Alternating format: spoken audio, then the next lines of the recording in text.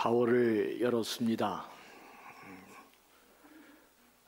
우리가 느끼는 이 따뜻한 기온들로 생명이 넘치고 약동하는 그런 4월이 되었으면 참 좋겠습니다. 그리고 사순절을 보내는 우리 모두에게도 신앙과 믿음이 더 약동하는 그리고 깊어지는 그런 시간이 되기를 소망하고, 말씀의 통치가 우리 안에 더 강하게 나타나 묵히고 매인 것들이 풀어지고, 오늘도 말씀을 들으면서 말씀의 능력이 우리 가운데 임해서 우리의 운명을 바꾸고 미래를 바꾸는 그런 말씀의 능력이 우리 안에 일어나는 복된 시간 되기를 주의 이름으로 간절히 축원합니다. 오늘날 우리는 윤리가 대단히 중요한 시대에 살고 있습니다.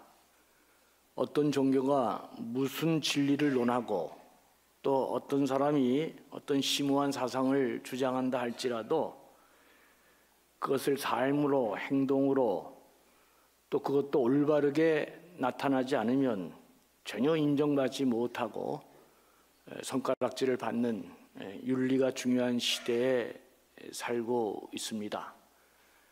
말하고 주장하는 사람보다 말 안 하고 다 평가하는 사람이 더 무서운 것입니다. 윤리가 무너지면, 우리 삶의 행동이 무너지면 그 어떤 것으로부터 우리가 인정받기가 어렵습니다. 그런데 여러분, 우리가 신앙생활을 하다 보면 확실히 우리의 신앙의 내용이 이성적이고 합리적인 기준을 뛰어넘을 때가 있습니다.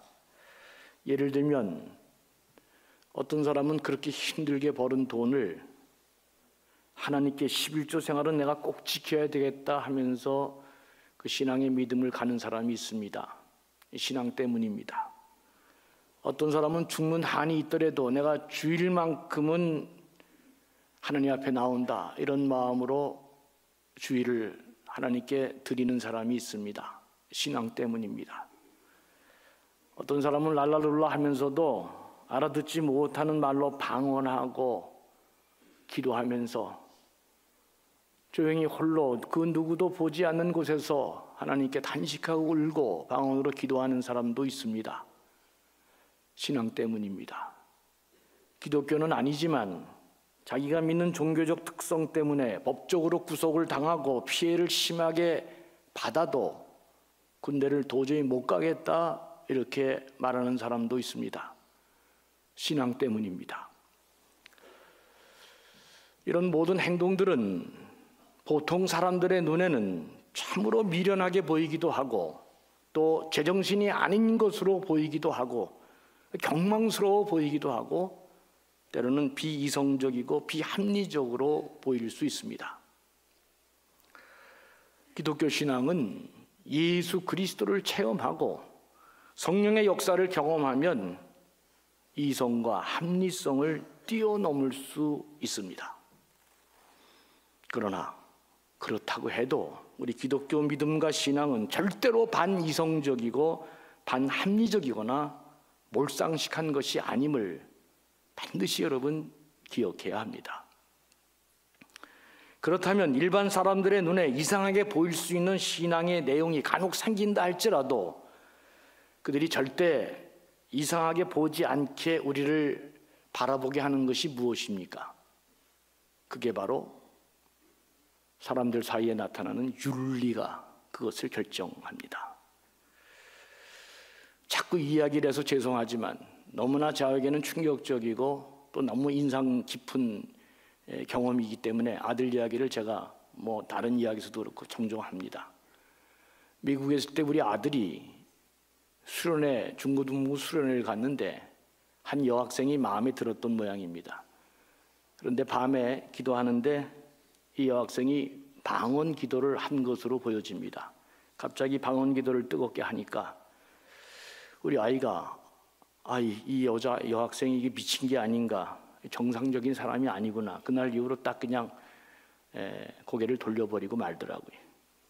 그런데 그 다음날 새벽 5시도 채 안 됐는데 우리 아들이 화장실을 가다가 그 집회 장소를 혼자 청소하고 의자를 정리하고 깨끗이 쓸고 있는 한 학생을 보았습니다. 그게 누구냐면 어젯밤에 자기 옆에서 방언기도 하고 그렇게 하나님께 울면서 기도하는 여학생이었습니다. 제 아들이 너무 놀라고 너무 당황하기도 하고 그러면서 그 여학생의 신앙이 어떤 것인지 신뢰하면서 저한테 이렇게 물었습니다. 아빠, 방언기도는 어떻게 하는 거예요?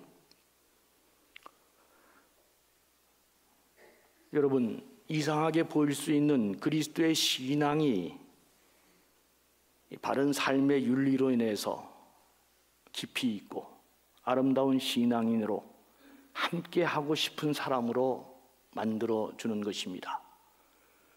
기독교는 로마 제국을 정복할 때에도 다른 방법으로 정복한 것이 아닙니다. 정상인들이 볼 때 감히 따라갈 수 없는 그 깊은 윤리적 행동으로 남들에게 감동을 주는 그 귀한 행동으로 로마를 정복해 간 것입니다. 가정에서든 사회에서든 교회 공동체에서든 민족과 국가 앞에서든 사람을 대하는 바른 윤리가 실패하면 우리가 믿는, 우리가 신뢰하는 모든 진리와 기독교는 다 다른 사람들 앞에 비웃음거리가 되고 손가락질을 당하는 그런 사람이 될 것입니다. AD 1세기경 2명의 위대한 랍비가 있었습니다. 그런데 한 이방인이 이들을 찾아와서 내가 온전한 유대인이 되기를 원하는데 어떻게 하면 유대인이 될 수 있습니까? 그 모든 율법을 한 번에 저한테 가르쳐 줄 수 없습니까? 이렇게 질문했습니다. 그때 두 기둥이었던 한 랍비 샴마이라고 하는 학파의 이 대가는 이 방대한 율법 정신을 한마디로 말해달라고 하니까 불가능하다고 생각해서 그 이방인을 돌려보냈습니다. 그러나 또 한쪽에 있던 이 힐렐 학파의 대가 힐렐은 이 이방인에게 이렇게 말했습니다. 너 자신이 싫어하는 일을 남에게 하지 말라. 이것이 율법 전체의 내용이고 그 나머지는 이 율법의 해석이다. 그렇게 가르쳐 주었습니다. 이것이 그 유명한 유대교의 The Golden Rule, 유대교의 황금률입니다. 그래서 괜찮죠? 너 자신이 싫어하는 일을 남에게도 하게 하지 말라. 내용 참 좋습니다. 사람 만날 때 이 내용을 마음속에 두고 살면은 반드시 성공합니다. 그런데 예수님은 이것을 한 차원 더 높여서 긍정적으로 오늘 본문에서 이렇게 말했습니다. 그러므로 무엇이든지 남에게 대접을 받고자 하는 대로 너희도 남을 대접하라. 이것이 율법이요 선지자니라 그랬습니다. 그러니까 이 말씀은 기독교 윤리의 핵심이자 하나님 자녀된 천국 백성들이 이 땅에 살아갈 때 살아내야 될 그 삶의 행동 규범이자 대인관계에서 꼭 지켜야 될 행동 지침으로 우리 신앙의 선배들은 이 말씀을, 예수님이 가르쳐 주신 이 말씀을 The Golden Rule, 기독교의 황금률이라고 마음에 품고 이제까지 이 신앙을 우리들에게 전해 주었습니다. 무엇이든지 남에게 대접을 받고자 하는 대로 너희도 남을 대접하라. 주님이 그렇게 말씀하셨습니다. 남에게 대접을 받고자 하라. 이 말이 참 잘 됐지만 주님이 말씀하신 그 내용 전체를 다 설명해내는 한국말이 아니기 때문에 원래 주님이 말씀하신 이 헬라어 원문을 보면 이런 뜻으로 기록되어 있습니다. 그 사람이, 상대방이 너에게 해주기를 바라는 바대로 네가 그에게 행하라. 그런 뜻입니다. 그러니까 상대방이 너에게 해주기를 바라는 마음 그대로 네가 그렇게 행하라. 주님이 가르쳐 주신 것입니다. 사랑하는 교우 여러분, 우리 따뜻한 4월의 계절을 열었는데 그리스도인들은 사람들과 만날 때마다 뭘 생각하고 만나야 되느냐? 언제나 남이 나에게 바라는 것이 무엇인지를 생각하면서 나도 남에게 그렇게 행하라는 것입니다. 여러분, 사람들이 다른 사람에게 바라는 바가 무엇입니까? 인간사 모든 사람들이 상대방에게 바라는 게 무엇이겠어요? 이거는 상황과 여건에 따라 다를 수 있습니다. 내가 만약에 지금 심한 병을 앓고 있는 환자라면 이 사람이 바라는 바는 병이 낫는 것입니다. 사업가의 소원은 돈을 잘 버는 것입니다. 그렇죠? 상대방의 물건 잘 사주고. 내가 학생이면 대학에 잘 진학할 수 있도록 그것을 이루어주는 것입니다. 그러니까 사람마다 상황과 여건에 따라서 소원하는 바가, 바라는 바가 다를 수 있죠. 그러나 인간이라면 동서고금을 막론하고 남녀노소를 막론하고 또 시대와 상황을 초월해서 우리 인간은 근원적으로 더 실존적으로 사람들에게 대인관계에서 바라는 아주 중요한 몇 가지 내용이 있다는 것을 실존주의 철학자들이 그렇게 다 발표했습니다. 오늘은 이 점을 생각하면서 이제부터 사람들을 만날 때 우리가 마음속에 무엇을 두고 살아야 되는지를 생각하면서 우리 인생을, 우리의 미래를 한번 바꿔보려고 합니다. 첫 번째로 모든 사람들의 마음속에는 다른 사람들에게 바라는 아주 중요한 첫 번째 내용이 뭐냐? 나를 용서해주고 이해해주기를 바라는 마음이 있다는 것입니다. 인간은 누구나 다 완벽한 존재가 아니기 때문에 다 약점이 있고 허물이 있기 마련입니다. 세상에 허물과 약점이 죄가 없는 사람은 한 사람도 없습니다. 그래서 성경에 모든 사람은 죄인이다 그렇게 규명하고 있는 것입니다. 오죽하면 산과 사람은 멀리 봐야 된다 그렇게 말하고 있잖아요. 가까이 가면, 멀리서 보면 산도 다 멋있는 것 같지만 가까이 가면 다 여러 가지 지저분한 것들이 보이기 마련입니다. 특별히 어떤 사람에게는 치명적인 아킬레스건이 있습니다. 이것만은 가리우고 싶고, 그래서 그거 건드리면요 그 사람하고는 원수가 됩니다. 목회하면서 제일 어려운 게 뭐냐? 그 사람의 아킬레스건을 제가 모른다는 사실입니다. 그는 자라나온 배경 속에서 부모와의 관계에서 형성된 것이 있고, 사람과의 관계 속에서 얻은 트라우마 같은 것이 있고, 또 자기가 자라나는 과정 속에 겪은 아주 알지 못하는 그 독특한 아킬레스건을 건드리면 그 사람과 원수가 되는 것입니다. 어떤 사람은 돈 몇 푼 때문에 생명을 걸지만 어떤 사람은 자기 이름이 모욕당하면 자살하는 사람도 있습니다. 사람마다 다 다른 것입니다. 기억하고 싶지 않은 최악의 순간을 계속 상기시키면서 사람을 좌절시키고 낭망시키고 절망케 하는 사람들이 있습니다. 이건 악마가 사용하는 특기입니다. 이런 삶을 살면 그는 악마와 같은 삶을 사는 사람입니다. 지나간 아픔, 쓰라린 과거의 아픈 자리를 자꾸 기억나게 해서 괴롭히는 것처럼 추악하고 잔인한 인간이 없기 때문입니다. 한번 여러분 입장을 바꿔놓고 생각해 보시기 바랍니다. 누군가가 생각하고 싶지도 않은 내 치명적인 허물을 자꾸 들추고 다니고 사람들에게 얘기한다 그러면 여러분 기분이 어떻겠어요? 그럼 그 사람하고는 원수가 되는 것입니다. 죽을 때까지.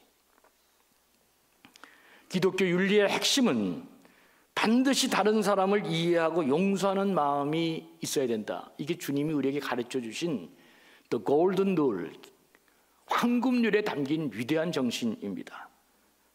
이런 마음을 가진 그리스도인을 하나님이 사용하는 것입니다. 부부 사이에도 반드시 지켜줘야 될 아킬레스건이 있습니다. 사람이 누구 때문에 가장 상처를 받습니까? 가장 가까운 사람 때문에 치명적인 아픔을 당하는 것입니다. 그 핵심에는 부부관계도 그렇습니다. 아무리 가깝고 몸을 하나로 섞은 사람이라 할지라도 알지 못하는 그 아킬레스건을 끝까지 지켜줘야 됩니다. 그거 실수하면 몸은 하나라도 그건 부부가 아닙니다. 여러분이 다 아시는 징기스칸도 한때 적군의 아내, 적군의 대장에 의해서 자기 아내가 납치당하는 수모를 겪게 됩니다. 그러나 징기스칸 다시 와신 상담하죠. 시련과 고난 다 견뎌내면서 마침내 이웃 부족과 동맹을 해서 다시 적군을 제압하고 자기 아내를 찾아오게 됩니다. 그런데 놀랍게도 되찾은 아내는 적장에 의해 이미 만삭이 되어 있었던 것입니다. 적장에 의해 유린당하고 만삭이 된 아내를 보면서 이 징기스칸이 오열합니다. 절규합니다. 그리고 그는 다시 자기 아내를 품어 안으면서 그렇게 태어난 아들 조치를 평생 자기 장자로 기꺼이 받아들입니다. 아내의 평생 아픔, 이 아킬레스건을 그가 다 품어 안고 끝까지 그걸 지켜내는 것입니다. 저는 성경을 볼 때마다 율법에 의해서 언제나 버려지고 낙오된 이스라엘 백성들, 이방인들을 대하는 예수님의 이 모습을 볼 때마다 눈물이 납니다. 율법에 낙인 찍혀 죄인으로 더 이상 공동체 안에 들어오지 못하는 사람들을 볼 때마다 인자가 온 것은 의인을 찾으러 온 것이 아니라 죄인을 찾으러 왔다 그랬습니다. 딸아, 안심하라. 내 믿음이 너를 구원하였느니라. 네가 죄사함을 받았느니라. 모든 사람들 앞에 인간 취급받지 못하는 삭개오 집에 가서 오늘 이 집에 구원이 임하였다. 너도 아브라함의 축복된 자손이니라. 주님은 그렇게 말씀하셨습니다. 예수님의 언어는 버림당한 이들을 다 회복하고 치유하고 감싸는 언어였습니다. 주님의 언어를 생각할 때마다 부끄러움과 참으로 자신을 돌아보면서 마음이 아픕니다. 율법으로 정죄당해 죄인으로 낙인 찍혀 그래서 하나님 공동체 안에 들어올 수 없는 모든 사람들을 만날 때마다 주님은 그들의 아픈 곳을 다 회복시키면서 하나님의 자녀됨을 다시 상기시키고 다가올 하나님 나라 공동체 안에 너희들이 중요한 일원임을 회복시키고 그들을 다시 하나님 공동체 안에 복귀시켜 내셨습니다. 너도 아브라함의 자손이니라. 네가 죄사함을 받았고 나도 너를 정죄하지 아니하리라. 사랑하는 교우 여러분, 우리 모두는 자신의 허물과 약점을 가리워주기를 바라는 사람들입니다. 그런 것처럼 네가 먼저 남의 허물과 약점을 가려주는 사람이 되라. 이게 주님이 우리에게 지금 말씀하는 내용입니다. 이런 사람이 쓰임받는 그리스도인의 자세이고 내 미래와 운명을 바꿀 수 있는 성공하는 삶의 비결입니다. 사람을 만날 때마다 사람은 누구나 다 자신의 허물과 약점을 이해해주고 용서해주기를 바라는 마음이 있다는 생각을 꼭 기억하시고 사람을 만날 때마다 이 정신을 적용시키는 것이 대단히 중요한 대목입니다. 둘째로 모든 사람은 다른 사람들이 내가 가진 변변치 않은 장점을 인정해주고 칭찬해주기를 바란다는 그 아주 깊은 우리의 내면에 이런 마음이 있다는 사실을 아는 게 중요합니다. 사람은 동물과 달라서 절대로 밥만 먹고 자랄 수 없습니다.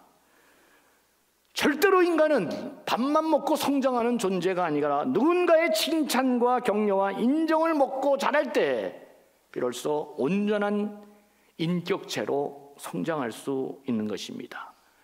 그럴 때 비로소 인간은 존재 자체의 가치를 느끼고 삶을 의미 있게 살아갈 수 있는 것입니다. 책 살 때 제목만 봐도 본전을 건지는 책이 많다 그랬습니다. 옛날에 나온 책 중에 칭찬하면 고래도 춤춘다. 이건 더 이상 볼 것도 없죠.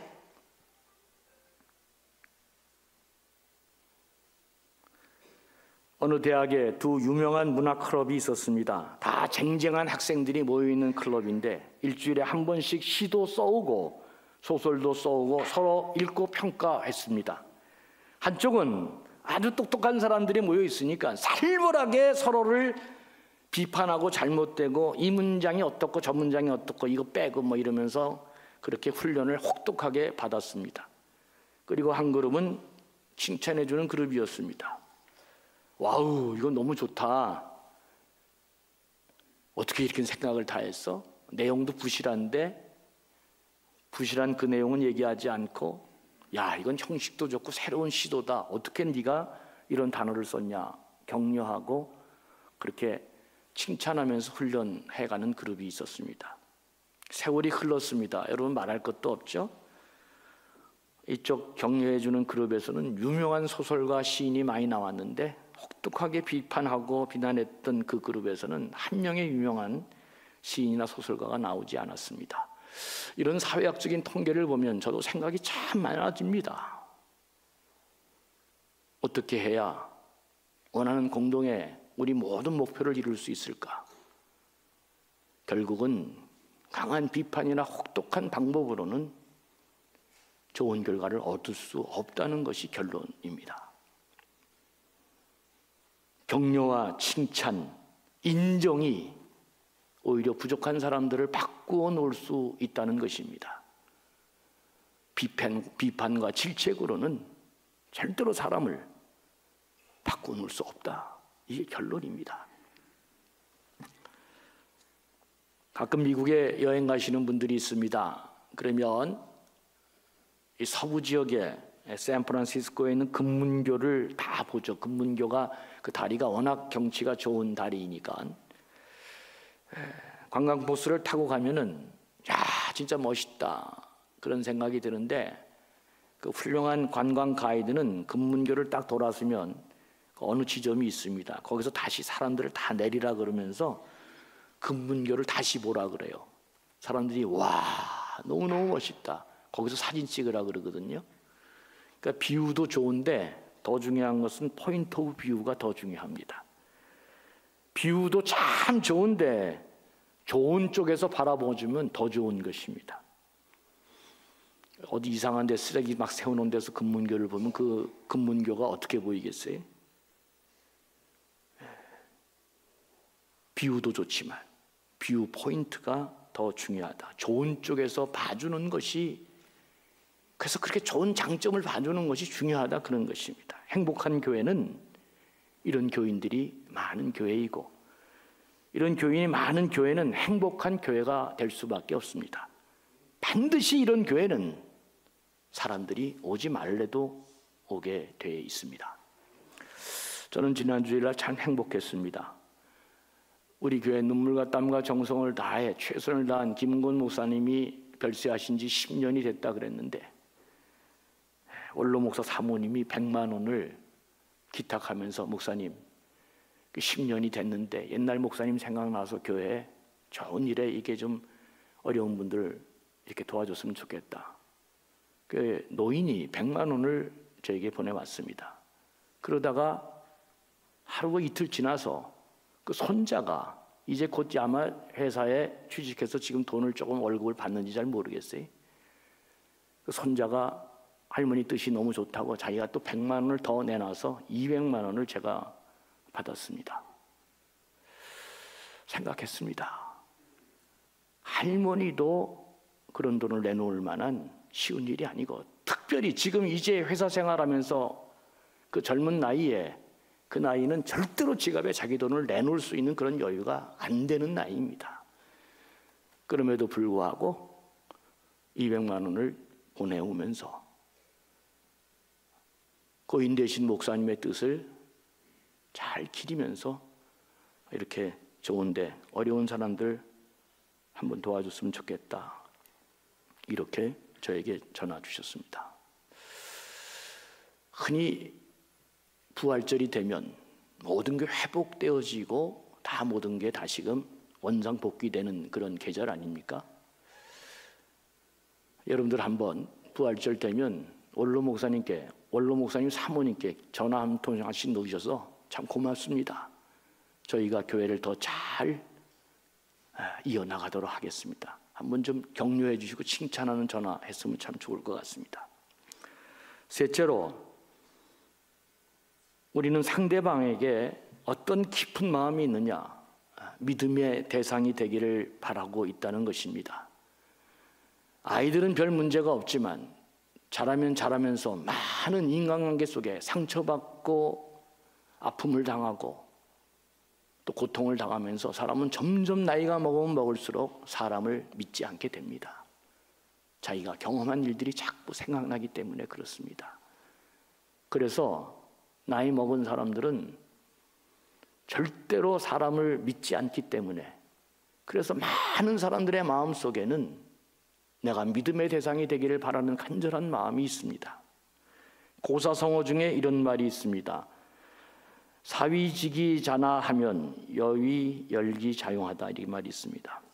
이게 이제 무슨 말이냐면, 선비는, 남자는 자신을 알아주는 자를 위해서 목숨을 바치고 여자는 자기를 사랑하는 자를 위해서 얼굴을 단장한다, 그런 말입니다. 얼마나 사람을 믿지 않으면 남자는 자기를 믿어주는 사람에게 자기 목숨을 건다고 얘기하고, 여자는 자기를 알아주고 사랑하는 자를 위해서 얼굴을 오늘 단장한다 그랬습니다. 집에 가면 아내가 왜 자꾸 저렇게 우중충하나, 그러면 여러분 뭘 점검해야 돼요? 내가 제대로 사랑하고 있는가를 생각해야 돼. 꽃단장하게 만드는 것도 다 남자의 재능에 달려 있습니다.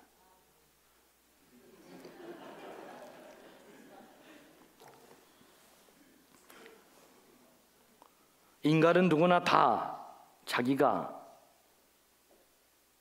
다른 사람이 믿어주기를 바라고 사랑하기를 바라는 그런 것, 우리 마음속에 깊이 있다는 것을 꼭 기억해야 됩니다. 여자 목사님 한 분이 저한테 그랬습니다. 여자 목사님입니다. 깡패와 양아치가 어떻게 다르냐 이걸 물어봤어요. 여자 목사가 그걸 물으니까 내가 당황스럽더라고요. 여러분, 깡패와 양아치의 차이점이 뭐냐 그러면서 이 여자 목사님이 저한테 말하기를, 깡패와 양아치의 차이는 의리가 있느냐 없느냐 거기에 달려 있습니다, 그렇게 얘기하더라고. 점점 시간이 지나고 나이가 먹을수록 사람이 대우를 받으려면 신의와 의리가 있어야 됩니다.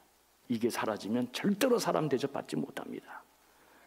손바닥 뒤집듯 여반장으로 그렇게 마음을 쉽게 바꾸고 이렇게 되면은 절대로 노년에 시간이 갈수록 인정받지 못합니다. 깡패 영화 보면 좋은 거 딱 한 가지 있잖아요.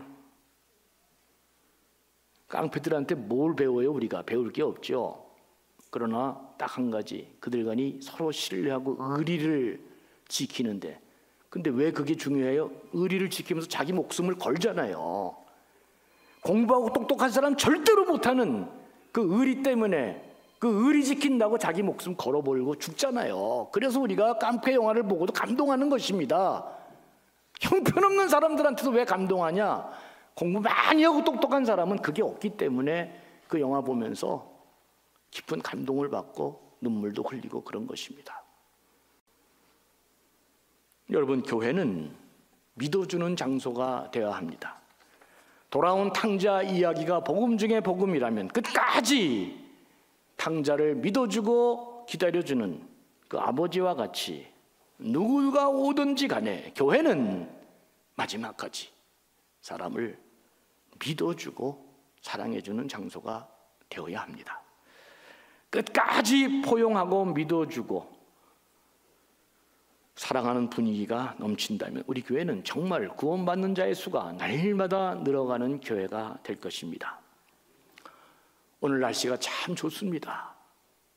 부디 여러분 오늘 삼락공원 가셔서 누구든 손잡고 벚꽃도 보시면서 한번 여유를 가져보시고 조그만한 것부터, 그리고 가장 가까운 사람에게서부터 손해봐도 괜찮은 사람에게 이런 황금률의 정신을 먼저 실천해보는, 그래서 좋은 습관을 우리 몸에 들이는 우리 존귀한 감전 교우들이 됐으면 좋겠습니다. 이렇게 되면 황금률의 정신이 우리 삶 가운데 드러나게 되면 살맛나는 공동체가 될 것이고, 찢기고 상한 사람들이 우리 교회에 와서 행복한 이 공동체 안에 안착하게 될 것이고, 우리 모두는 대인관계에서 승리하게 돼서 우리 미래와 운명을 바꾸는 복된 사람이 될 것입니다. 예수 믿고 달라지는 게 별개에 있는 게 아닙니다. 이런 마음을 마음속에 잘 장착하시고 사람들을 만날 때마다 이런 마음이 다 있다는 것을 생각하시면서 먼저 선점하시고 승리하는 복된 분들 되시기를 주의 이름으로 간절히 축원합니다. 하나님 아버지, 사순절을 보내면서 또 다섯째 주 4월 첫 주일을 저희가 이렇게 맞았습니다. 주여, 언제나 승리하는 사람 되어질 수 있도록 주님 주신 이 말씀 잘 기억하면서 사람 만날 때마다 이 정신이 사람과의 관계에서 먼저 나타나는 존귀한 백성들 되게 해 주시옵소서. 감사하며 예수님의 이름으로 간절히 축복하며 기도합니다. 아멘.